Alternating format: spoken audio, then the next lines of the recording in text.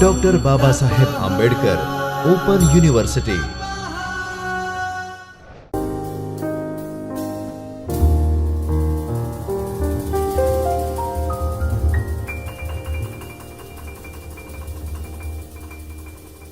નમસ્તે વિદ્યાર્થી મિત્રો, ડૉક્ટર બાબા સાહેબ આંબેડકર ઓપન યુનિવર્સિટીના જ્યોતિર્મય પરિસરના ચૈતન્ય સ્ટુડિયોમાંથી હું ડૉક્ટર જાગૃતિ જે મહેતા ગુજરાતી વિષયના અધ્યાપક આપ સૌને આવકારું છું।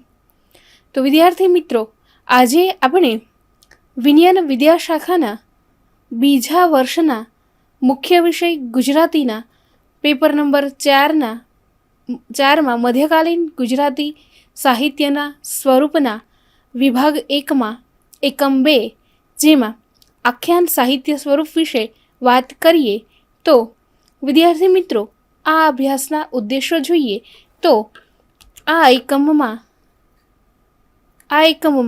આખ્યાનના સ્વરૂપ વિશે વિચારણા થશે।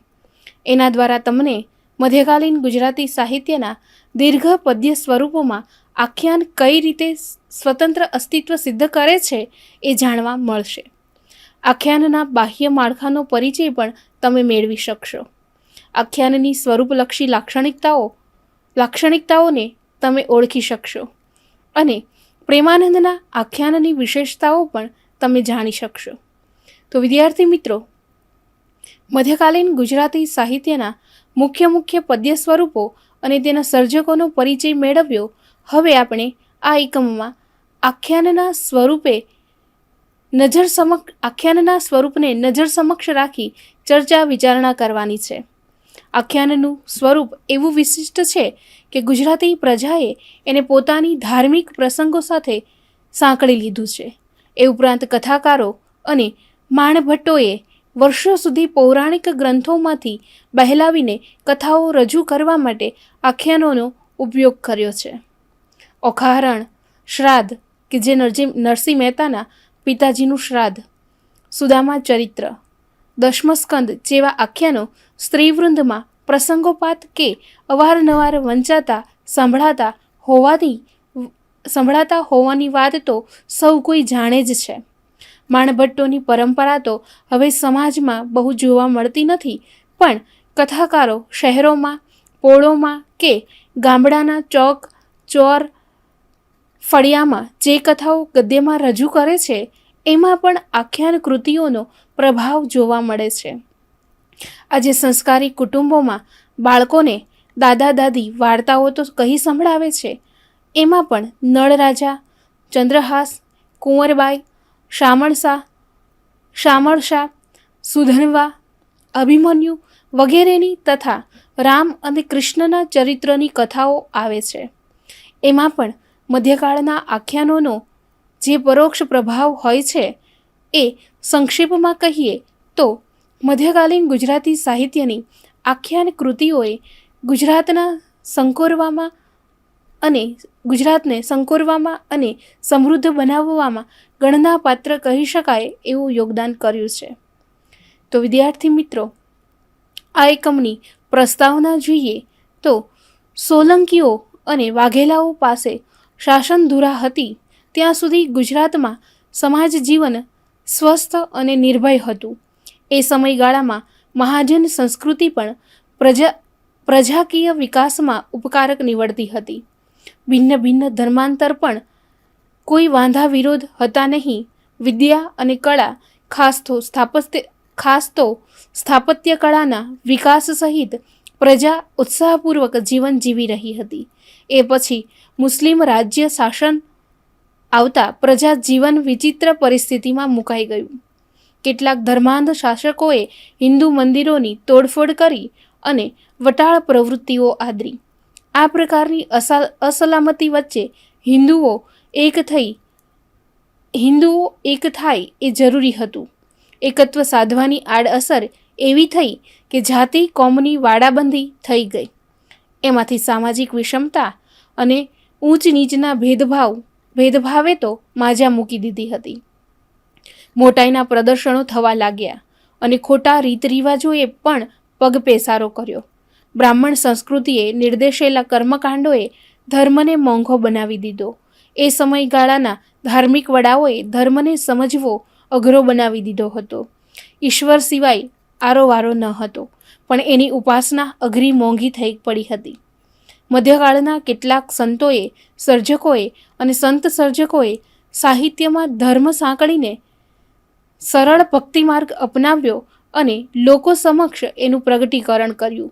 સરળ ભક્તિ માર્ગ સૌને અનુકૂળ હતો એટલે ભક્તિ પ્રવાહ સાહિત્યમાં અને જીવનમાં વહેતો થયો. શાસકોએ પ્રજાના મનોરંજનની પણ પરવા કરી ન હતી. નાટકોને રાજ્યાશ્રય મળતો તો ક્યારનોય બંધ થઈ ગયો હતો.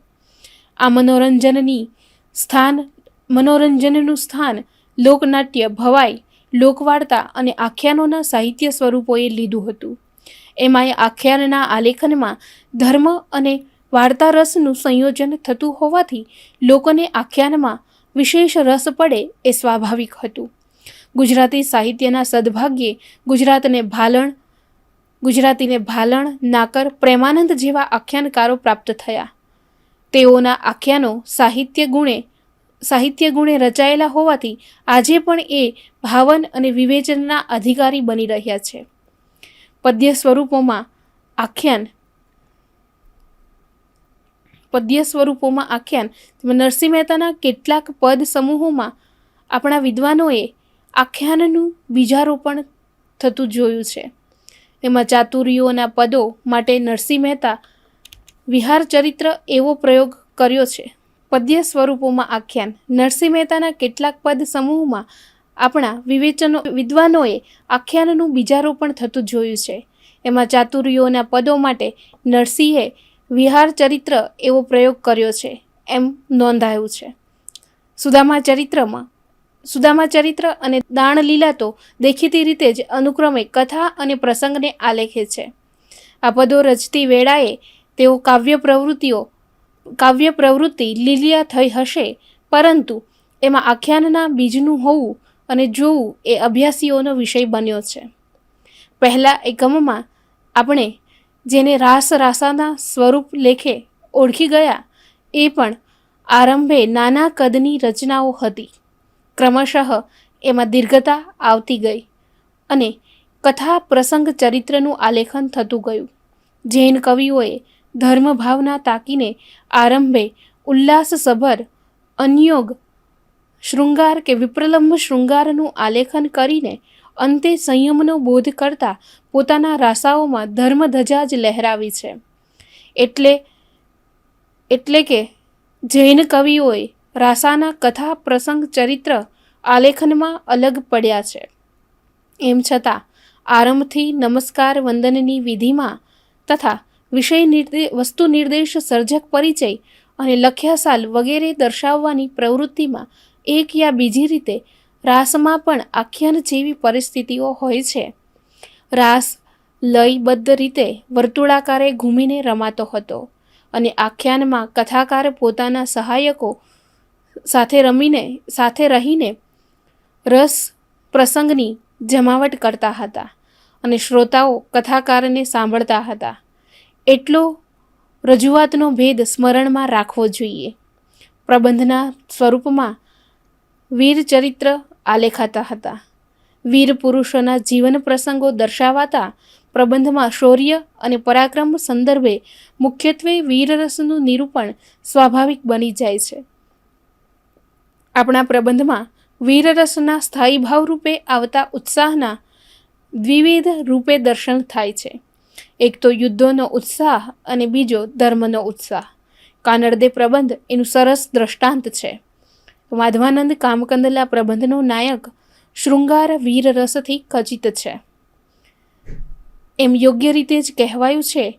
એવું બન્યું છે કે પ્રબંધના લક્ષણો ધરાવતી રચનાઓ રાસ નામે ઓળખાય છે. પ્રબંધનું કથાવસ્તુ ઇતિહાસ અને દંતકથાના મિશ્રણથી બન્યું હોય છે. એ મુદ્દો આગળ ધરીને મંજુલાલ મજમુદારે ભરતેશ્વર બાહુબલી રાસ માટે પ્રબંધ જ છે એમ કહીએ તો ચાલે એવી નોંધ મૂકે છે. આ જ રીતે વલ્લભાખ્યાન એવું નામ ધરાવતી રચનાને પણ મંજુલાલ મજમુદારે વલ્લભાખ્યાનને ધર્મવીર એવા શ્રી વલ્લભાચાર્યના પુત્ર ગોસ્વામી વિઠ્ઠલનાથજીની પવાડો અથવા પ્રબંધ કહીને ઓળખાવો એ જ વધુ યોગ્ય હશે. આખ્યાન કૃતિમાં પુરાણ કથા હોય છે અને તેથી એમ દૈવી ચમત્કારોને સ્થાન મળે છે. પદ્યાત્મક લોકવાર્તાઓમાં ચમત્કારો પણ લૌકિક હોય છે. આખ્યાનોના અલૌકિક ચમત્કારોમાં ધર્મભાવના અનુસ્યુત હોય છે. પદ્યાત્મક લોકવાર્તાઓના ચમત્કાર અદ્ભુત રસથી આગળ કશું દર્શાવી શકતા નથી. આખ્યાનો પૂર્વે બની ગયેલા લખાઈ ગયેલા પ્રસંગો આધારિત હોય છે, જ્યારે પદ્યાત્મક લોકવાર્તાઓમાં કલ્પનાઓને સારું એવું સ્થાન મળી શકે છે. એ શામળે સિદ્ધ કરી બતાવ્યું છે. આમ કથન કલા, રસ નિરૂપણ, વર્ણન અને પાત્રની દ્રષ્ટિએ રાસ, પ્રબંધ, લોકવાર્તા અને આખ્યાન એ દીર્ઘ સ્વરૂપના સર્જકો પાસે સાહિત્યિક ગુણવત્તાની સરખી અપેક્ષા રહે છે. લોકવાર્તા સિવાયના અન્ય સ્વરૂપોમાં પુરાણ, ઇતિહાસ કે વ્યક્તિ ચરિત્રની ભૂમિકા હોવી જરૂરી છે. એ આપણે જોયું છે. આ સૌ સ્વરૂપોમાં છેક ભાલણથી આરંભીને દયારામ સુધીના આખ્યાન સર્જકોએ આખ્યાન સ્વરૂપની શક્યતાઓનો સારો એવું સાહિત્ય લાભ દર્શાવ્યો છે. એનો હિસાબ આપણી આખ્યાન પરંપરાના સર્જકોની જેમ ભાવકો, વિવેચકો, સંશોધકો, સંપાદકોએ પણ આપ્યો જ છે. આખ્યાન સ્વરૂપની લાક્ષણિકતાઓ જોઈએ તો વિદ્યાર્થી મિત્રો, સૌપ્રથમ આપણે સ્વરૂપ શબ્દનો સામાન્ય અર્થ સમજી લઈએ તો સ્વરૂપ એટલે પોતાનું રૂપ, એટલે કે પોતાનો આકાર અને આકૃતિ. સ્વરૂપ માટે અંગ્રેજીમાં ફોર્મ શબ્દ છે. ગુજરાતીમાં એક બીજો શબ્દ પણ પ્રચલિત છે, પ્રકાર. આ પ્રકારનો સાહિત્યિક સંદર્ભ દર્શાવવા માટે અંગ્રેજી શબ્દ છે ઝાર. ગુજરાતી અંગ્રેજીના અભ્યાસીઓ માટે જરૂર પડે અત્યંત ઉપયોગી થાય એવો મહત્વપૂર્ણ અંગ્રેજી ગુજરાતી કોશ તૈયાર થયો છે. એમાં ઉપરના બે અંગ્રેજી શબ્દોના અર્થઘટનો આ પ્રમાણે થયા છે. એક ફોર્મનો અર્થ આકાર, ઘાટ, આકૃતિ, રૂપ, રચના, સૌંદર્ય, જાત, પ્રકાર, પદ્ધતિ.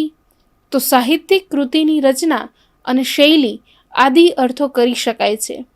જ્યારે ઝારના અર્થો જોઈએ તો કલાની એક શૈલી, એક પ્રકાર, એક જાત. આ ઉપરથી એટલું સ્પષ્ટ થાય છે કે સ્વરૂપ માટે ફોર્મ શબ્દ જ યોગ્ય છે. સ્વરૂપ અને પ્રકાર વ્યાપક દ્રષ્ટિએ એક હોવા છતાં એમાં આકાર અને જાતનો અર્થલક્ષી ભેદ છે. ઝારનો અર્થ દર્શાવતા ક્યાંય આકાર, આકૃતિ, ઘાટ, રૂપ એવું અર્થઘટન થયું નથી. બે હાથ, બે પગ, ઉન્નત મસ્તક ધરાવતી માનવજાત બધે એકસરખી નથી, પણ દેશકાળ પ્રમાણે ઊંચા નીચા, ગોરા કાળા, મોટા માથાળા અથવા તો ચીબા એવા માનવ આકારો આપણે જોઈ શકીએ છીએ.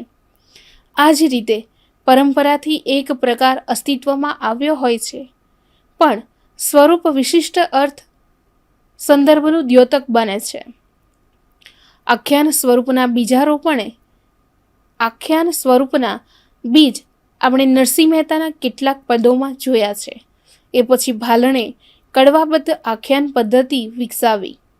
તેથી ગુજરાતી સાહિત્યમાં ભાલણને આખ્યાન પ્રકારનો સર્જક કહીને ઓળખાવવામાં આવે છે. નાકરના આખ્યાનોમાં ઉથલો, વલણ, કડવાનો અંતભાગ જોતા એમ લાગે છે કે આખ્યાનનું હવે દ્રઢ થવા લાગ્યું છે. આખ્યાનના સ્વરૂપને સંપૂર્ણપણે ઓળખાવવા માટે પ્રેમાનંદના આખ્યાનનો આદર્શ નમૂના પૂરા પાડે છે. પ્રેમાનંદના આખ્યાનોમાં બાહ્યદેહ અને આંતરસત્વ આખ્યાન સ્વરૂપ અને આખ્યાન શૈલીને સમર્થ બનાવે એવા છે. આખ્યાનની વિષય વસ્તુ સંકલના બાહ્ય રીતે કડવાબદ્ધ પદ્ધતિને અનુસરે છે. કડવું એટલે કડીઓનો સમૂહ. આ કડીઓનો દેશીબદ્ધ પદ્યમાં ઢળાયેલી હોય છે. કડવાના આરંભે આવતી પંક્તિઓને મુખબંધ અથવા તો મોઢિયું કહેવામાં આવે છે. એ પછી કડવાનો મુખ્ય ભાગ આવે છે એમ કડવામાં આલેખાયેલા ધારેલા વિષય વસ્તુનું નિરૂપણ થાય છે. એ મુખ્ય અને મુખ્ય ભાગને ધાર તરીકે ઓળખવામાં આવે છે. છેલ્લે અંતે કડવાની સમાપ્તિની સાથે સાથે એ પછી આવતા કડવા વિશે આછો નિર્દેશ અપાય છે. એને ઉથલો કે વલણ કહેવામાં આવે છે. આમ મુખબંધ, ઢાળ અને ઉથલો વલણ દ્વારા કડવાનું બંધારણ થતું જોવા મળે છે. એટલે કે આખ્યાનની કથન કળામાં પૂર્વે બની ગયેલા લખાઈ ગયેલા બનાવનો મુખ્ય આધાર હોય છે. એ રીતે જોતા આખ્યાનનું કથાવસ્તુ ખ્યાત જાણીતું હોય છે. લોકો શ્રોતાઓ ભાવકો માટે કથા જાણીતી હોય છે. આ વત્તા ખ્યા પરથી આખ્યાન શબ્દ સિદ્ધ થયેલો છે. આમ આખ્યાન પૂર્વે બની ગયેલા કોઈ પ્રસંગનું વિસ્તૃત આલેખન હોય છે.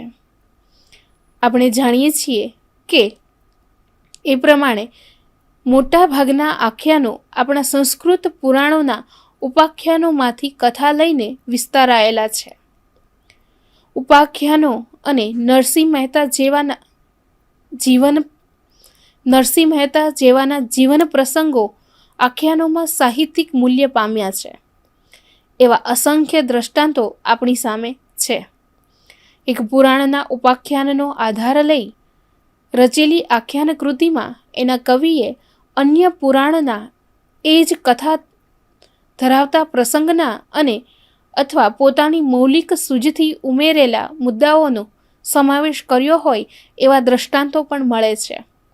મુખ્યાધાર બનેલા પુરાણ સાથે અન્ય સાહિત્યિક કૃતિઓના સમાન કથાવસ્તુ ધરાવતા મુદ્દાઓનું સંયોજન થયું હોય એવું પણ બન્યું છે.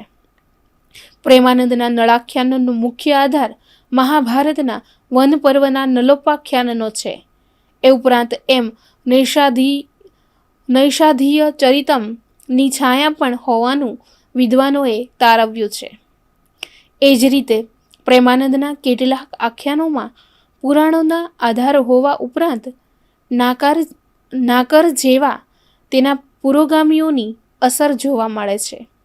એ તો સર્વવિદિત હકીકત છે કે પ્રેમાનંદ તેના પુરોગામીઓ કરતાં શ્રેષ્ઠ સર્જક છે.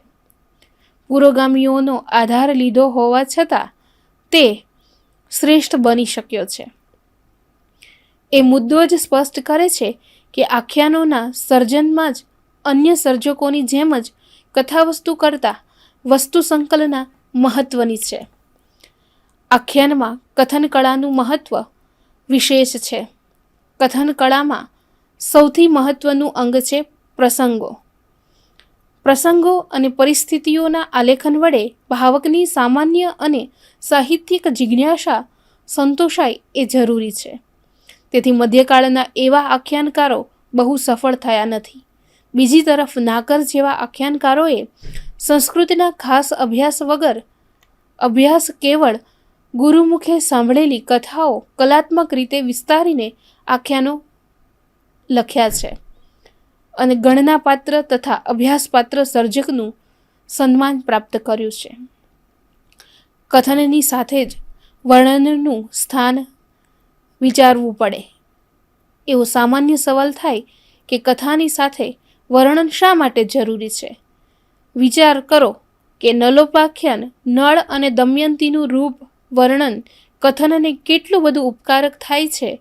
એ જ રીતે એમાં ઋતુપર્ણનો વરઘોડો વર્ણન વડે હાસ્યરસ પ્રગટ થાય છે.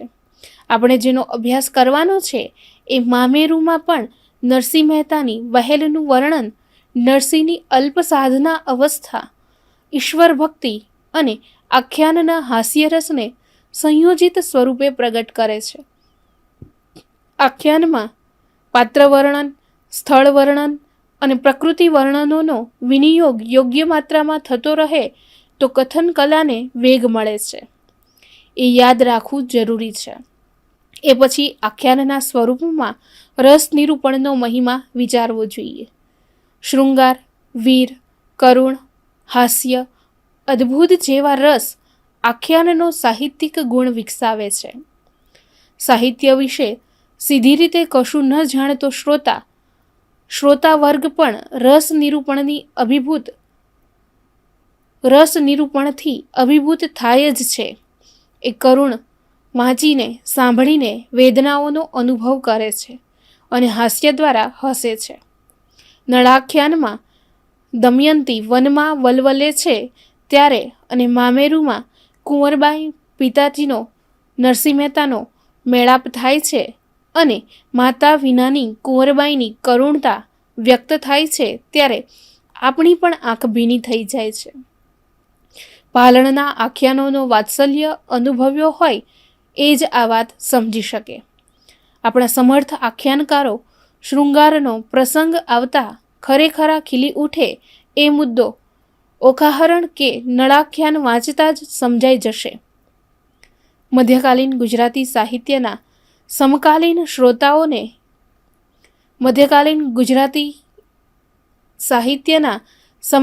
શ્રોતાઓએ અદ્ભુત રસ પ્રિય હશે એમ જણાય છે. કથા વાર્તાને લોકભોગ્ય બનાવવા આખ્યાનના સર્જકોએ અદ્ભુત રસનો ઉપયોગ સારી પેઠે કર્યો છે. પ્રેમાનંદ જેવા આખ્યાનકારો સંદર્ભે રસસિદ્ધિની વિચારણા કરતા આપણા વિવેચકોએ રસ સંક્રાંતિની કલાત્મકતા વિશે ધ્યાન આકર્ષ્યું છે. રસ સંક્રાંતિ એટલે એક રસમાંથી બીજા રસમાં સરકી જવું, એમાંય કરુણની સાથે હાસ્યરસની સંક્રાંતિ થાય ત્યારે હમણાં ભીની થઈ ગયેલી આંખ હાસ્યમય બની જાય એવું બનાવવાનું છે. રસસિદ્ધિના સંદર્ભમાં આ કલાત્મક પરિસ્થિતિની વિવેચકોએ ભરપૂર પ્રશંસા કરી છે. સંસ્કૃત કાવ્યાચાર્યોએ દર્શાવેલ રસ નિરૂપણની પ્રક્રિયા જેટલી સંસ્કૃત પુરાણોમાં નથી એટલા તેના અવતરણોમાં છે એ પણ ગુજરાતી આખ્યાનકારોની સિદ્ધિ જ ગણી શકાય. આખ્યાનના પ્રસંગો પૌરાણિક હોવા છતાં એના આલેખનમાં સમકાલીન રંગો ભળતા એ વધુ લોકભોગ્ય બનતા હશે એટલું ચોક્કસ છે. લગ્ન કે શ્રીમંત જેવા સામાજિક પ્રસંગ ચરિત્રો વ્યક્ત કરતી વેળાએ ગુજરાતના રીત રિવાજો ઉમેરાતા પ્રસંગ ચિત્રો શ્રોતાઓ માટે અનુભવ ચિત્રો બની જતા હશે. માણભટ્ટો અને આખ્યાનકારો ઉદર નિમિત્તે પ્રવૃત્તિ કરતા હોવાથી શ્રોતાઓનું મનોરંજન માટે પહેલું લક્ષ્ય હોય એ સમજી શકાય એવી બાબત છે. સમકાલીન સમાજના રીત રિવાજો, માન્યતાઓ, રૂઢિઓનો ખ્યાલ આખ્યાનકારોએ રાખ્યો છે. એમ છતાં દેશકાલની પરિસ્થિતિઓમાં થોડો ભેદ પડ્યો જ છે અને ગુજરાતીપણાના અતિરેકમાં ક્યારેક દેવી કે અન્ય ગરવા પાત્રો હીણા ચિતરાયા છે એ સાચું છે. પણ આ જ મર્યાદાને કારણે આખ્યાનકાર અને એના સમકાલીન શ્રોતાઓની વધુ નજીક જઈ રહ્યો હશે એ પણ એટલું જ સત્ય છે. મધ્યકાલીન ગુજરાતી સાહિત્યના આખ્યાનોની ભાષાના અનુસંધાનમાં વિચારણા કરતા જુદા જુદા આખ્યાનકારોની ભાષામાં તરતમના ભેદ પડે છે. પરંતુ છેક આખ્યાનના આરંભકાર ભાલણથી માંડીને દયારામ સુધીના આખ્યાનકારોની ભાષા એકંદરે સરળ, સચોટ અને અભિવ્યક્તિક્ષમ રહી છે એ નિશ્ચિંત છે. નાકર જેવા અલ્પશિક્ષિત કવિની ભાષા પણ સરળ અને રસિક હોવાનું વિદ્વાનો નોંધે છે. પ્રેમાનંદનું ભાષા પ્રભુત્વ તો તાક્યું તીર મારે એવું જ છે.